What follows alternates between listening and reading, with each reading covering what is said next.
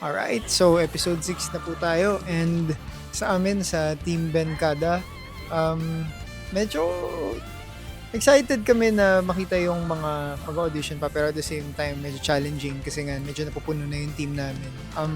I think yung hinahanap namin at this point, kahit anong style pa rin eh. Like, hindi naman kami like ganitong style na lang yung hinahanap namin. Pero, definitely, yung hindi ko ma-explain eh yung magic sa performance, sa boses, sa puso at yung pag-express ng puso sa kanta.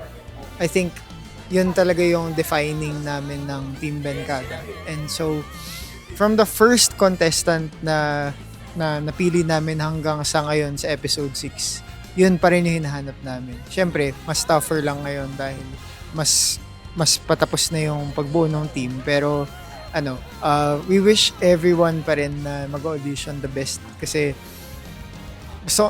pinag-usapan nga namin kanina ng ibang coaches, sobrang respect talaga sa mga nag-audition sa mga contest like this kasi ang tapang mo dapat, lalo na ito nakatalikod yung mga judges, pero kailangan mo pa rin ibigay yung best mo. So abangan kung ano yung magiging pipiliin naming mga contestant dito sa episode 6 ng The Voice Kids.